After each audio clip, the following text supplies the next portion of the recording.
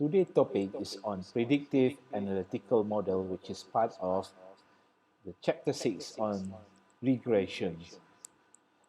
So we'll start with this topic with a linear functions.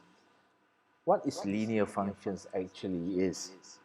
Linear function has a straight line graph and it is represented by the functions of y equal to a plus bx. Normally, a linear functions will have one dependent variable and one independent variable. So for the purpose of this video, we will look at a linear functions. And one form of linear function which is commonly known is the consumption functions. So as you can see, the consumption function C is consumption is equal to A, or the intercept, plus BYD.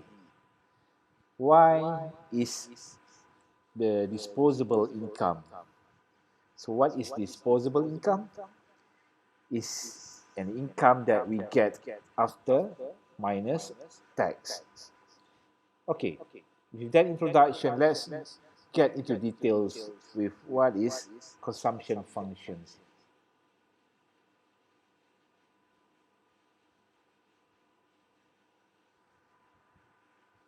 So you can see a straight line here, and C here is the consumption, Y here is the disposable income. So C is consumption, A here is the intercept, which is represented by the autonomous consumption.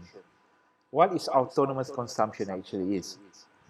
It is what consumer incur whether he or she has any income. It is like something that we bought. Whether we have money or we don't have money, we will still buy a particular item. Okay, usually this is incurred through taking money from our saving or we borrow money from our friends.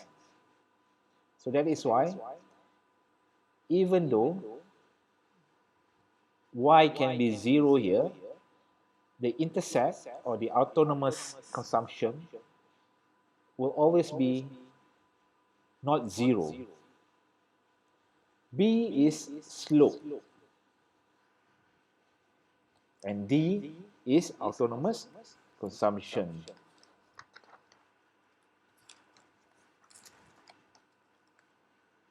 Again, let me repeat.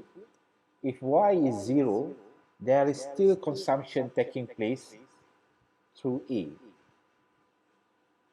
B here, as I mentioned earlier, refer to what is called slope. Slope here refers to changes in income,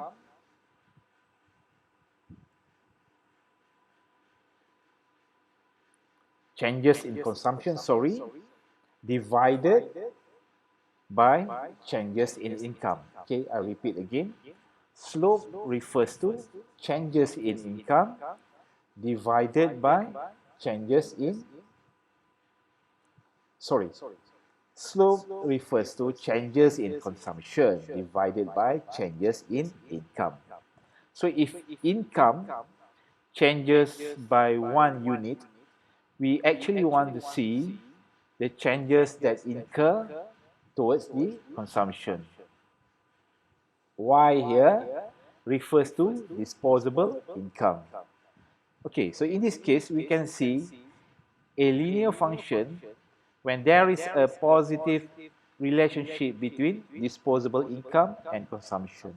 So that's why it is called linear function, since there is positive relationship between consumption and income. If you look into this model, you can actually say that consumption here, C here, is a dependent variable.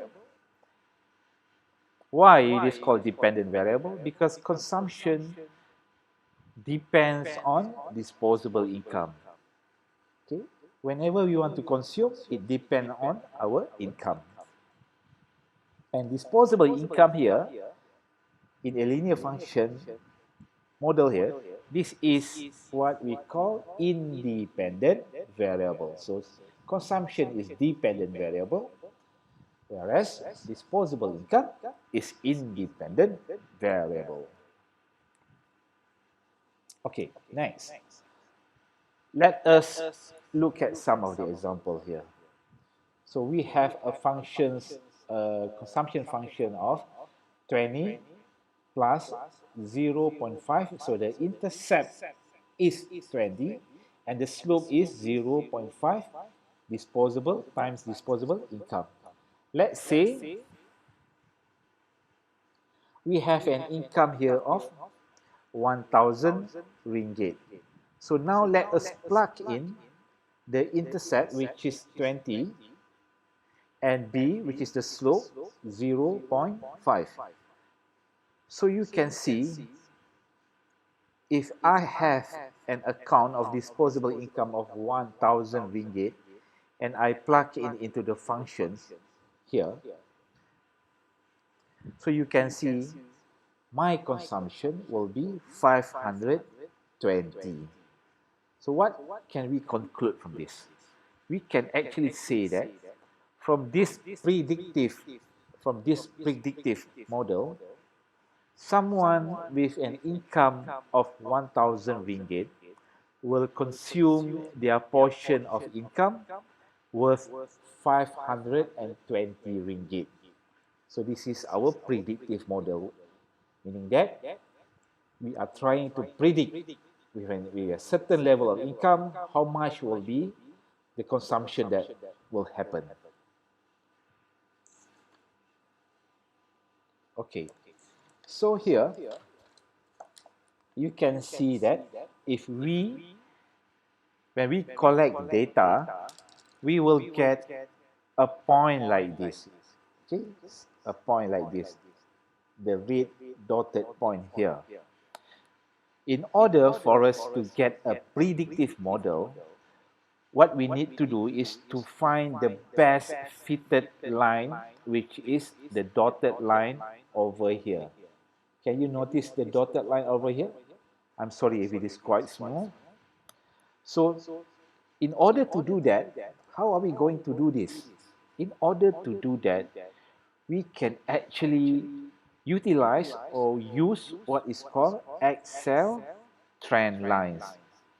So what Excel trend line will do is that it will display the relationship between independent variable here on the y-axis and the dependent variable. So trend line will show you the relationship between dependent variable and independent variables.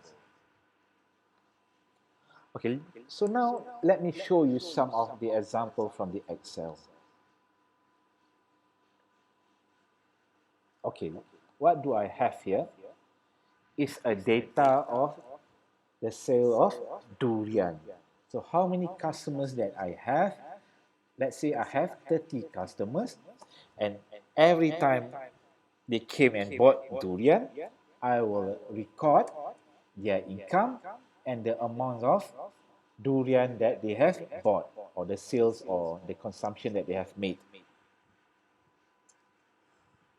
So I want to see what is the trend between sales and income.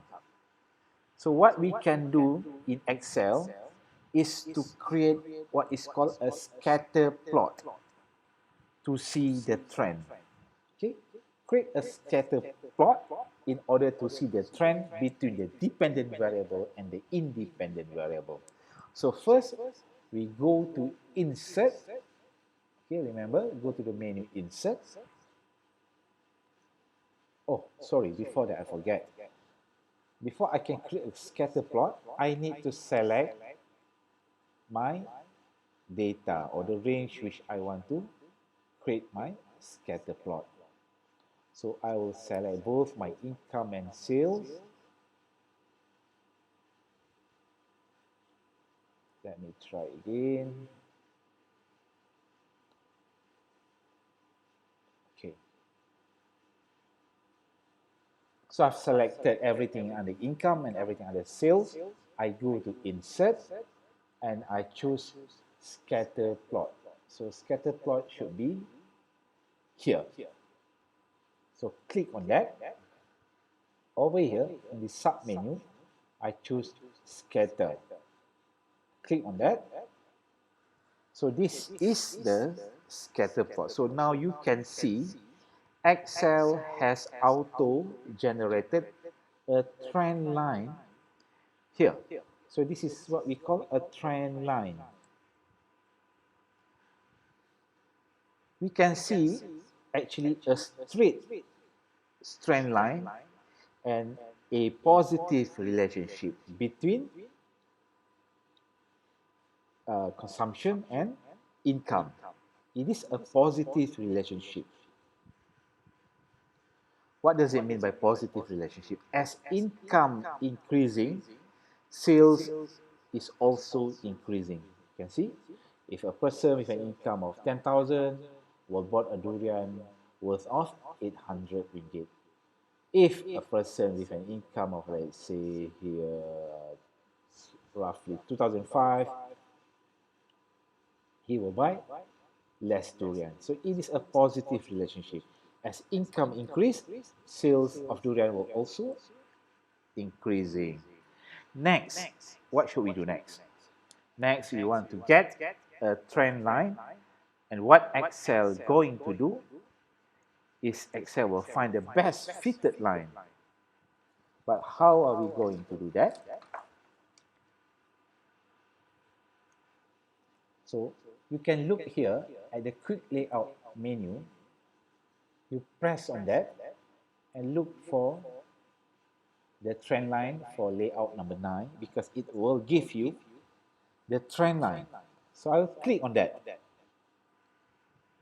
So now Excel has given us the value. This is the value here. Let me make it slightly bigger. Okay, so this is the value. Excel has actually generated a function over here. This is the function where consumption is equal to the intercept here is negative 120.67 and the slope here is 0.1018. Okay, let me repeat again. Consumption equal to intercept negative 120.67 plus the slope 0.1018. So how do we get the information from this model? How are we going to utilize this predictive model? Okay, let's go back to the PowerPoint here. Okay, so this is our trend line and the scatter plot that we have produced using the Excel earlier. So we have a predictive model of value of sales equal to, this is the intercept, negative 120.67 plus the slope 0.1018. So how are we going to use these information to make a prediction of people buying durian? Okay, let's say this is our predictive model. How much will a customer with an income of 2,000 ringgit will spend to buy a durian? It's very simple, as what I've shown earlier. We just plug in this value, 2,000 ringgit, into the model Y. So sales equals to intercept, negative 120.67 plus 0.1018y. So sales equal to, we just plug in the number here, the value here, the income here into Y. So the model will give us the answer or prediction of someone with an income of 2,000 ringgit will actually consume or buy durian worth of 82 ringgit 0.93 cent. Okay, so that's how it works. That's how a linear function model works. Okay, thank you very much.